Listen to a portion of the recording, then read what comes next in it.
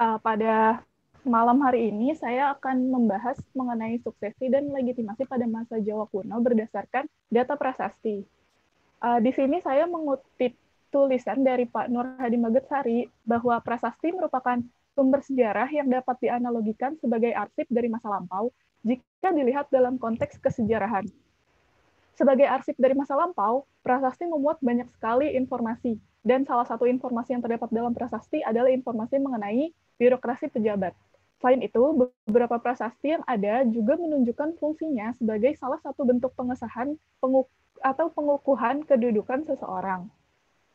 Ketika saya mencari tahu mengenai perpolitikan pada masa Jawa kuno, saya terutama mengenai pergantian tahta, pembahasan mengenai suksesi dan legitimasi ini terasa membingungkan gitu, karena kedua hal ini terlihat mirip dan tidak ada penjelasan yang menjelaskan kedua hal ini secara gamblang. Kemudian saya mencari tahu mengenai suksesi dan legitimasi dalam ilmu politik dasar, dan terdapat pengertian bahwa suksesi merupakan cara mentransfer atau mewariskan kekuatan dari suatu individu, pemerintahan, atau rezim ke yang lainnya.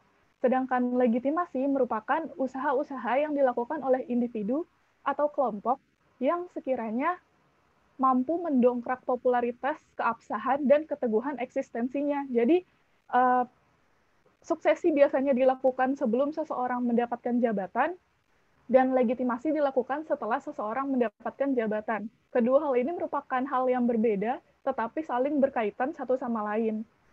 Dalam prasasti, informasi kedua hal ini ada, namun tidak selalu dijelaskan secara tersurat gitu. Jadi dijelaskannya secara tersirat. Untuk informasi mengenai suksesi sendiri, di dalam prasasti biasanya terdapat pada susunan pejabat dalam penetapan sima, di mana Bukhari mengatakan bahwa Rakren Mahamantri Ihino adalah jabatan tertinggi kedua di dalam kerajaan yang lebih banyak diduduki oleh putra-putri raja, dengan catatan tidak selalu putra mahkota. Sedangkan informasi mengenai legitimasi di dalam prasasti biasanya ada pada nama Abhiseka Raja atau dari banyaknya jumlah prasasti yang ia keluarkan. Penelitian mengenai suksesi dan legitimasi ini sendiri pernah diteliti oleh beberapa ahli sebelumnya, seperti tulisan yang ditulis oleh Pak Ribut Darmo Sutepo mengenai sedikit uraian tentang pergantian tahta Kerajaan Indonesia kuno abad 4-11 Masehi, dan Pak Bukhari yang menuliskan mengenai Rakrian Mahamantri Ihino Sri Sang Rama Wijaya. Sedangkan penelitian mengenai legitimasi telah dilakukan oleh Srike yang cukup dalam. Ia melakukan penelitian itu dan diterbitkan, dan sekarang telah ada terjemahannya dalam bahasa Indonesia, yaitu Kajian Histori Sosiologis Masyarakat Indonesia Volume 2, Penguasa dan Kerajaan di Jawa Awal. Penelitian mengenai legitimasi ini sendiri juga dilakukan oleh Suharyana dalam judul penelitiannya yang menuliskan mengenai legitimasi kekuasaan pada prasasti dan karya sastra kuno. Nah, berdasarkan penelitian-penelitian yang telah dilakukan sebelumnya, saya ingin membahas secara lebih mendalam mengenai bagaimana bentuk-bentuk suksesi dan bentuk-bentuk legitimasi pada masa Jawa kuno abad 8-15 Masehi, dan bagaimana kemudian kedua hal tersebut saling berhubungan. Metode penelitiannya, di sini saya melakukan pengumpulan data, pengolahan data, dan penafsiran data. Pengumpulan data dilakukan dengan mengumpulkan data primer berupa prasasti dan data sekunder berupa kitab Negara Kertagama dan Pararaton, serta berita asing. Pengolahan data dilakukan dengan mengulik isi prasasti yang mengindikasikan adanya pembahasan mengenai suksesi dan legitimasi. Penafsiran data dilakukan dengan menjabarkan bentuk-bentuk suksesi dan bentuk-bentuk legitimasi serta hubungan antara keduanya. Prasasti yang memuat informasi mengenai suksesi dan legitimasi ini telah ada 16 buah, dan ternyata informasi suksesi ini telah ada pada prasasti Canggal hingga Waringin Pitu. Setelah saya mencoba mengulik isi prasasti yang ada, saya menemukan bahwa ada banyak sekali bentuk suksesi pada masa Jawa kuno, namun tidak pernah ada yang membuat pengelompokan terhadap bentuk-bentuk suksesi tersebut. Kemudian pada akhirnya saya mencoba mengelompokkan bentuk-bentuk suksesi ini menjadi suksesi normatif dan suksesi non-normatif. Di mana suksesi normatif ini adalah pergantian kedudukan yang terjadi sesuai dengan ketentuan yang telah ditetapkan dan biasanya sesuai dengan urutan silsilah keluarga. Sedangkan suksesi non-normatif ini biasanya terjadi ketika seseorang yang dengan posisi lebih rendah merasa tidak puas dengan kekuasaan raja sebelumnya, dan pergantian tahta dengan suksesi non-normatif ini bisa menyebabkan terjadinya penyimpangan silsilah atau timbul kekacauan. Untuk suksesi normatif sendiri, saya membagi lagi ke dalam 3 bentuk, yaitu raja ke putra mahkota, raja ke anak yang bukan putra mahkota, dan raja ke kerabat. Suksesi normatif dari raja ke putra mahkota merupakan suksesi yang paling banyak dilakukan oleh raja-raja pada masa Jawa kuno. Dan suksesi ini bisa dibilang merupakan suksesi terbaik, karena putra mahkota biasanya telah disiapkan oleh raja sebelumnya untuk menggantikannya. Suksesi ini terdapat pada Prasasti Wanuwa Tengah 3, Prasasti Pucangan, Sansekerta, Prasasti Mula Malurung, Prasasti Sukamerta, Prasasti Balawi, dan Prasasti Canggu. Suksesi normatif dari raja ke anak yang bukan putra mahkota, seperti tadi yang telah dijelaskan bahwa suksesi normatif ini tidak selalu raja ke putra mahkota, tapi jika seorang putra mahkota ini meninggal atau mengundurkan diri, maka tahta tersebut bisa turun kepada adiknya secara berurutan gitu. Namun pada Prasasti Siwagerha terdapat informasi bahwa dia Lokapala naik tahta setelah ia membantu raja sebelumnya untuk mengusir musuh. Jadi ketika seorang anak raja yang bukan putra mahkota berjasa kepada kerajaan, maka dia juga bisa naik tahta. Kemudian suksesi normatif dari raja ke kerabat ini dibagi lagi ke dalam 4 hal, yaitu raja ke saudara tiri, raja ke menantu, raja ke keponakan, dan raja ke ipar. Untuk suksesi dari raja ke saudara tiri ini terjadi pada Jayanegara ke Tribuana Tunggadewi, di mana Jayanegara setelah meninggal, tahtanya diambil alih oleh Tribuana Tunggadewi karena Jayanegara tidak punya anak, dan Tribuana Tunggadewi adalah anak Kertarajasa dari istrinya yang lain, yaitu Gayatri. Suksesi dari raja ke menantu ini bisa terjadi melalui pernikahan. Di Jawa kuno tidak menerapkan sistem patriarki. Jadi perempuan bisa naik tahta menjadi raja. Nah, putri-putri mahkota ini biasanya menjadi incaran raja-raja kecil, di mana raja-raja kecil ini akan menikahi putri mahkota untuk mendapatkan kekuasaan. Hal ini juga Mbak Nini tuliskan dalam tulisannya tentang Airlangga.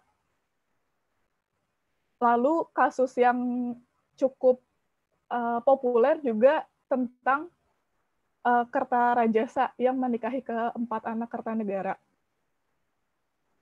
Suksesi dari raja ke keponakan ini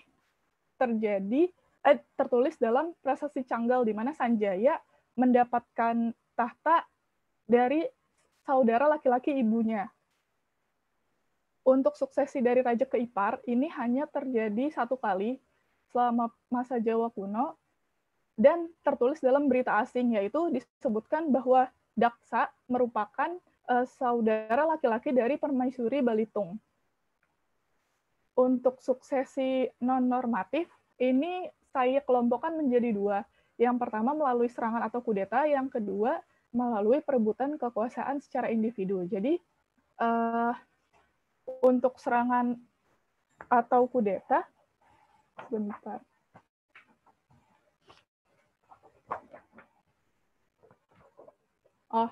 Untuk serangan atau kudeta ini banyak terjadi pada masa Jawa kuno gitu, di mana pada Prasasti Wanuwa Tengah 3 pun disebutkan beberapa raja Mataram kuno melakukan kudeta kepada raja sebelumnya. di Kitab Para Raton juga dituliskan bahwa hampir seluruh Raja Singosari melakukan kudeta, dan di Majapahit, terutama beberapa Raja Majapahit akhir, ini juga terjadi. Untuk perebutan kekuasaan secara individu, ini sebenarnya terjadi karena ada kasus yang cukup unik gitu. Dalam Prasasti Wanua Tengah 3 disebutkan bahwa sebelum Rakai Watuhumalang naik tahta, terjadi kekosongan kekuasaan selama 7 tahun kalau saya tidak salah, karena raja sebelumnya yaitu Rakai Gurunwangi melarikan diri. Jadi setelah terjadi kekosongan tahta, maka Rakai Watuhumalang ini naik tahta sendiri.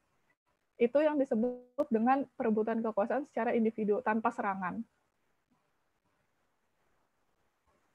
Setelah itu ada bentuk-bentuk legitimasi kedudukan raja pada masa Jawa kuno. Sebenarnya legitimasi ini kan sebelumnya telah diteliti oleh Srike, dan Srike membagi bentuk legitimasi ini menjadi 4, yaitu sinar kedudukan raja atau cahaya teja, jelmaan dewa, membuat cerita untuk mempertahankan suatu kesinambungan, dan garis keturunan perempuan. Namun setelah saya cari tahu lebih lanjut, ternyata di dalam prasasti ada raja yang menyebutkan kakeknya, bahkan kakek buyutnya. Dan sebenarnya saya masih bingung membagi kedua hal ini, karena menurut saya 3 yang atas itu berbeda dengan 2 yang bawah gitu. Kayak 2 yang bawah mereka lebih ke keturunan gitu kan. Yang 3 yang atas ini lebih ke kayak kepercayaan mereka gitu. Jadi yang untuk kepercayaan ini ada 3 bentuk, yaitu sinar kedudukan raja, jelmaan dewa, dan membuat cerita untuk mempertahankan suatu kesinambungan. Untuk yang sinar kedudukan raja, ini hanya ditemui di Para Raton. Srike juga menulis bahwa legitimasi bentuk ini hanya dilakukan oleh Ken Arok, di mana di dalam Para Raton itu disebutkan bahwa Ken Arok memancarkan cahaya yang walaupun ia berbuat jahat atau berbuat buruk, cahaya itu tetap terpancar. Jadi disebut sebagai sinar kerajaan. Bentuk legitimasi yang kedua adalah jelmaan dewa. Bentuk legitimasi ini paling banyak digunakan oleh raja-raja Jawa kuno. Bentuk legitimasi ketiga adalah membuat cerita untuk mempertahankan suatu kesinambungan. Menurut Srike, bentuk legitimasi ini terjadi pada Ken Arok, yang dia menuliskan kitab Para Raton dan tidak menjelaskan secara detail bagaimana dia bisa mendirikan kerajaan gitu. Dan menurut saya sebenarnya si bentuk legitimasi ketiga ini juga dituliskan pada, juga terdapat pada masa pemerintahan yang tadi Rakai Watuhumalang, karena tidak ada informasi mengenai kenapa si Rakai Gurunwangi ini melarikan diri lalu tahtanya kosong, dan tiba-tiba Rakai Watuhumalang ini naik tahta. Lalu yang kedua, bentuk legitimasi melalui keturunan. Di sini ada 2 bentuk lagi, garis perempuan dan penarikan silsilah ke kakek nenek. Untuk yang garis perempuan bisa didapat dari pernikahan, atau raja ini mewariskan tahta dari raja sebelumnya yang merupakan seorang perempuan. Jadi contoh yang pertama melalui pernikahan itu ada banyak sekali, seperti Balitung, Airlangga, lalu Kertarajasa. Untuk yang pewarisan dari raja perempuan itu contohnya adalah Hayam Wuruk. Penarikan silsilah ke kakek nenek ini adalah hal yang cukup menarik, karena beberapa raja di masa Jawa kuno, terutama Majapahit, itu melegitimasi diri mereka hingga jauh ke kakeknya. Bahkan Raja Wijaya Parakrama ini melegitimasi diri dengan mengeluarkan Prasasti Waringin Pitu, di mana prasasti ini salah satu informasinya mengenai Raja Wijaya Parakrama yang ingin membuat Desa Waringin Pitu sebagai perdikan untuk menjaga tinggalan dari ayah neneknya, di mana para ahli menyebutkan bahwa kemungkinan ayah dari nenek Wijaya Parakrama itu adalah Hayam Wuruk.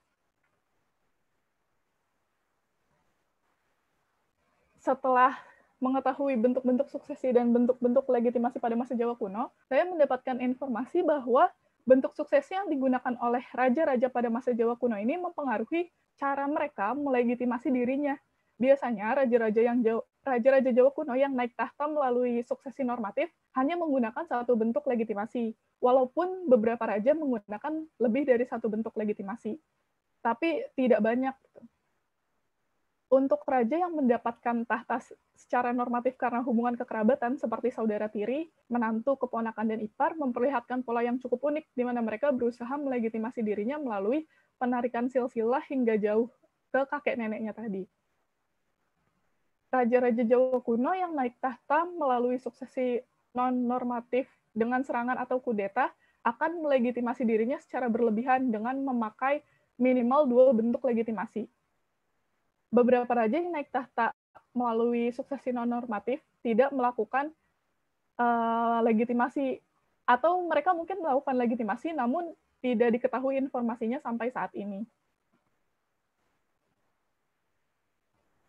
Pada prasasti yang berisi informasi mengenai suksesi, itu saya temukan dia juga memuat informasi mengenai legitimasi. Tapi prasasti yang berisi informasi mengenai legitimasi tidak memuat informasi mengenai suksesi. Jadi kesimpulannya, suksesi dan legitimasi ini sangat erat kaitannya dengan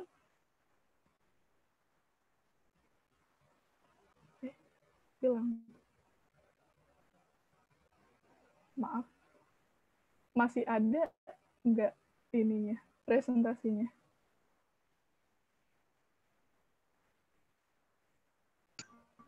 Sekarang tidak nampak. Sebentar, Mbak. Tiba-tiba dia mati. Sudah kelihatan? Oh, sudah. Iya, jadi suksesi dan legitimasi ini sangat erat kaitannya dengan kekuasaan, kepemimpinan, serta kehidupan politik suatu kerajaan.